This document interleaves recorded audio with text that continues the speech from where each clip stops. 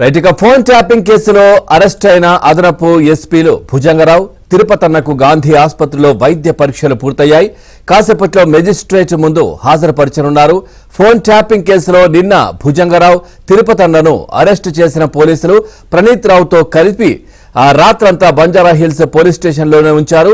ఇక తెల్లవారుజామున వైద్య పరీక్షల కోసం గాంధీ ఆసుపత్రికి తీసుకువెళ్లారు. వైద్య పరీక్షల తర్వాత కొంపల్లిలోని జడ్జి నివాసానికి ముగ్గురిని తీసుకువెళ్లారు. మెజిస్ట్రేట్ ముందు హాజరుపరిచిన తర్వాత చెంచల్గూడ జైలుకు తీసుకువెళ్లనున్నారు. ప్రణీత్ రావుతో కలిసి భుజంగరావు తిరుపతన్న ఫోన్ ట్యాపింగ్ చేసినట్లు పంజాగుట్ట పోలీసులు గుర్తించారు. అధికారిక డ్యూటీలో ఉండి కొంతమంది వ్యక్తుల కోసం పనిచేసినట్లు విచారణలో తేలింది. గత ప్రభుత్వానికి ఫోన్లు ట్యాపింగ్ చేసి సమాచారాన్ని ఇచ్చినట్లుగా గుర్తించారు. ఇక ట్యాపింగ్ డివైజ్లతో పాటు హార్డ్వేర్లను ధ్వంసం చేసినట్లు పోలీసులు తెలిపారు.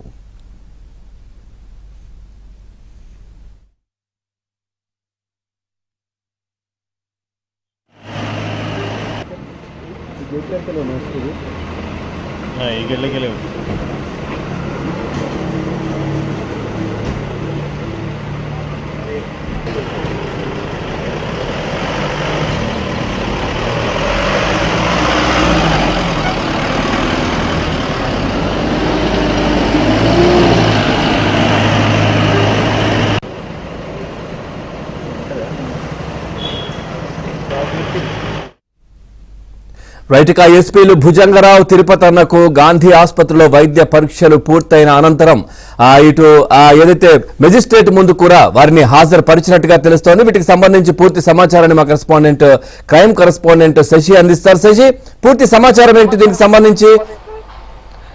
ఫోన్ ట్యాపింగ్ వ్యవహారంలో ఇప్పటివరకు కేవలం ప్రణీత్ రావును మాత్రమే పోలీసులు అరెస్ట్ చేశారు. తాజాగా మరో ఇద్దరిని కూడా పోలీసులు అరెస్ట్ చేశారు. ఈ అరెస్టులను అధికారికంగా ప్రకటించారు. అదనపు ఎస్పీలుగా పనిచేస్తున్నటువంటి భుజంగరావుతో పాటు అలాగే తిరుపతిలను కూడా అరెస్ట్ చేసినట్టుగా ఇప్పటికే వెస్ట్ జోన్ డీసీపీ ఇప్పటికే స్పష్టం చేశారు. ప్రధానంగా ఫోన్ ట్యాపింగ్ వ్యవహారంలో ప్రణీత్ రావు ఇచ్చినటువంటి సమాచారం ఆధారంగా ఇద్దరిని కూడా అదుపులోకి తీసుకున్నట్టుగా తెలుస్తోంది. గత 7 రోజుల వరకు కూడా ప్రణీత్ రావును కస్టడీలోకి తీసుకుని ఫోన్ ట్యాపింగ్ వ్యవహారంపై చాలా భిన్నమైన కోణాల్లో ప్రశ్నించినటువంటి నేపథ్యంలో ఆయన ఇచ్చినటువంటి సమాచారం మేరకే తిరుపతిలను ఆ తర్వాత భుజంగరావులను అదుపులోకి తీసుకున్నారు. నిన్న వీరిద్దరికీ నోటీసులు సర్వ్ చేశారు. విచారణకు రావాలంటూ కూడా నోటీసులు ఇచ్చినటువంటి నేపథ్యంలో తిరుపతన్న అలాగే భుజంగరావు ఇద్దరు కూడా విచారణకు హాజరయ్యారు. బంజారాహిల్స్ పోలీస్ స్టేషన్లో వీరిద్దరిని కూడా విచారించినటువంటి పోలీసులు సుమారుగా 8 గంటల పాటు సుదీర్ఘంగా విచారించారు. 8 గంటల పాటు సుదీర్ఘంగా విచారించిన అనంతరం ఇద్దరిని కూడా అరెస్ట్ చేసినట్టు అధికారికంగా పేర్కొన్నారు. ప్రత్యేకంగా ఈ ఫోన్ ట్యాపింగ్ వ్యవహారంలో ప్రణీత్ రావుతో పాటు వీరిద్దరికీ కూడాను ముఖ్యమైనటువంటి పాత్ర ఉంది వీరిద్దరిది అంటూ కూడా పోలీసులు నిర్ధారణకు వచ్చిన తర్వాత వీరిద్దరిని కూడా అరెస్ట్ చేశారు. ప్రస్తుతం ఈ ముగ్గురిని కూడా తెల్లవారుజామున ఉదయం వైద్య పరీక్షల నిమిత్తం గాంధీ ఆసుపత్రికి తరలించారు. గాంధీ ఆసుపత్రిలో వైద్య పరీక్షలు ముగిశాయి. అనంతరం ఈ ముగ్గురిని కూడా ప్రస్తుతం కొంపల్లికి తీసుకెళ్లారు. కొంపల్లిలో నాంపల్లి కోర్టుకు సంబంధించినటువంటి మేజిస్ట్రేట్ ఉంటారు. ఆయన నివాసానికి తీసుకెళ్లారు. ఆయన నివాసంలో ప్రస్తుతం ఇప్పుడు ప్రవేశపెట్టారు. అయితే అనంతరం మేజిస్ట్రేట్ ముందు ప్రవేశపెట్టిన తర్వాత ఈ ముగ్గురిని కూడా చెంచల్గూడ జైలుకు తరలించేటటువంటి అవకాశం అయితే ఉంది. మరి కాసేపట్లో ఈ ముగ్గురిని కూడా చెంచల్గూడ జైలుకు తరలించబోతున్నారు. ప్రధానంగా ప్రముఖులకు సంబంధించినటువంటి ఫోన్లను ట్యాపింగ్ చేయడంలో ఈ ముగ్గురు కీలక పాత్ర వహించినట్టుగా కూడా తెలుస్తోంది. ఈ ముగ్గురు ప్రముఖులకు సంబంధించిన ఫోన్లతో పాటు ఆ తర్వాత వారికి సంబంధించినటువంటి వ్యక్తిగత విషయాలను కూడా తెలుసుకున్నట్టుగా పోలీసులు నిర్ధారణకు వచ్చారు. ప్రధానంగా ఫోన్ ట్యాపింగ్ చేయడంతో పాటు వారు ఏమేమి మాట్లాడుకుంటున్నారు అన్న అంశాలను కాల్ రికార్డింగ్ ద్వారా వాటన్నిటిని వినడం, తర్వాత వారి వ్యక్తిగత విషయాలను కూడా తెలుసుకుని కొంతవరకు బ్లాక్మెయిల్కి పాల్పడినటువంటి సందర్భాలు కూడా ఉన్నాయంటూ తెలుస్తోంది. అయితే ప్రభుత్వ అధికారిగా ఉంటూ ప్రభుత్వం కోసం పనిచేయాల్సినటువంటి వీరంతా కూడా అంటే ప్రజల కోసం పనిచేయాల్సిన వీరంతా కూడా కొంతమంది ప్రైవేట్ వ్యక్తుల కోసం పనిచేసినట్టుగా ఇప్పటికే పోలీసులు గుర్తించారు. గత ప్రభుత్వంలో ఉండేటటువంటి కీలకమైనటువంటి వ్యక్తులు ఇచ్చినటువంటి ఆదేశాల అనుగుణంగానే ఈ ఫోన్ ట్యాపింగ్ వ్యవహారానికి పాల్పడినట్టుగా తెలుస్తోంది. అయితే తమ లిస్టులో ఉన్నటువంటి వారితో పాటు తమకు లిస్టులో లేనటువంటి వారిని సంబంధించినటువంటి ఫోన్లను కూడా ట్యాప్ చేశారు. ఇష్టారీతిన కూడా ఈ ట్యాపింగ్ కు పాల్పడినట్టుగా తెలుస్తోంది. అయితే ఎప్పుడైతే ఎన్నికల ఫలితాలు వెలువడ్డాయో అనంతరం ఈ ఫోన్ ట్యాపింగ్ సంబంధించినటువంటి వ్యవహారాలన్నీ కూడా బయటకు వస్తాయంటూ భావించినటువంటి ఈ ముగ్గురు కూడాను ఎలాగైనా హార్డ్ డిస్క్లను ఆ డేటాను ధ్వంసం చేయాలంటూ భావించారు. అందుకు అనుగుణంగానే డిసెంబర్ 4వ తేదీన ఈ యొక్క హార్డ్ డిస్క్లు ఏవైతే ఉంటాయో హార్డ్ డిస్క్లు అన్నింటినీ కూడా ధ్వంసం చేశారు. ప్రధానంగా ఫోన్ ట్యాపింగ్ కు ఉపయోగించినటువంటి కంప్యూటర్ సిస్టమ్లను కూడా ధ్వంసం చేసినట్టుగా కూడా తెలుస్తుంది. ఎక్కడెక్కడైతే వార్ రూమ్లను ఏర్పాటు చేసుకున్నారో ఆ వార్ రూమ్ లో ఏర్పాటు చేసుకున్నటువంటి ఎక్విప్మెంట్స్ కూడా కూడా ధ్వంసం చేశారు. ఇలా ధ్వంసం చేసినటువంటి హార్డ్ డిస్క్లు ఏవైతే ఉంటాయో హార్డ్ డిస్క్లను కొంత భాగం వికారాబాద్ అడవుల్లోనూ మరికొంత భాగం ఇటు మూసీ నదిలోనూ పాడేసినటువంటి సందర్భాలు ఉన్నాయి. సో మూసీ నదిలో పాడేసినటువంటి హార్డ్ డిస్క్లకు సంబంధించినటువంటి శకలాలను కూడా నిన్న గుర్తించినట్టుగా తెలుస్తోంది. సో మొత్తానికి ఫోన్ ట్యాపింగ్ వ్యవహారం అనేది సంచలనంగా మారింది. ఇప్పుడు ఈ కేసులో ముగ్గురు అరెస్ట్ సంఖ్య 3కు చేరింది. మరోవైపు ఇటు మాజీ ఎస్ఐబి చీఫ్ గా వ్యవహరించినటువంటి ప్రభాకర్ రావు నివాసంలో కూడా సోదాలు చేశారు. ఆయన ప్రస్తుతం విదేశాలకు వెళ్ళిపోయినట్టుగా తెలుస్తుంది. విహారయాత్ర పేరుతో ఆయన కూడా విదేశాలకు వెళ్ళినట్టుగా తెలుస్తుంది.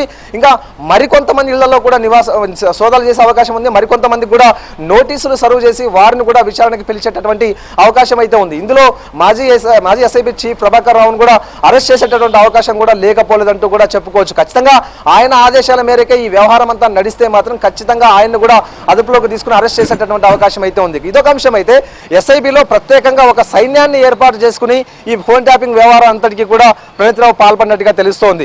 50 మంది వరకు కూడా ప్రైవేట్ సైన్యాన్ని ఏర్పాటు చేసుకున్నారు. వివిధ విభాగాల్లో పనిచేసే వారందరితో ఈ యొక్క బృందాన్ని ఏర్పాటు చేసుకుని ప్రధానంగా ఫోన్ ట్యాపింగ్ పాల్పడ్డారు. సో ప్రణీత్రావుతో ఎవరెవరు అత్యంత సన్నిహితంగా మెలిగారు, ఎవరెవరితో టచ్ లో ఉన్నారు, ఆయనతో పనిచేసినటువంటి సిబ్బంది ఎవరు అన్న అంశాల గురించి కూడా ఇప్పటికే పోలీసులు ఆరా తీస్తూ ఉన్నారు. అందుకనగా వారికి కూడా నోటీసులు ఇచ్చి వారిని కూడా పిలిచేటటువంటి అవకాశం అయితే ఉంది. ఇక ఫోన్ ట్యాపింగ్ వ్యవహారం అనేది చాలా సున్నితమైనటువంటి అంశం కాబట్టి ఈ దర్యాప్తుకు సంబంధించి కూడా కొంతమంది సైబర్ ఎక్స్పర్ట్ కి సంబంధించినటువంటి సహాయం కూడా ఇప్పటికే పోలీసులు తీసుకుంటూ ఉన్నారు. వారిని కూడా ఇటు పోలీస్ స్టేషన్ కు పిలిపించి విచారణ చేయిస్తున్నారు. సో మొత్తానికి అరెస్టుల సంఖ్య మాత్రం మరింత పెరిగేటటువంటి అవకాశం అయితే కనిపిస్తోంది.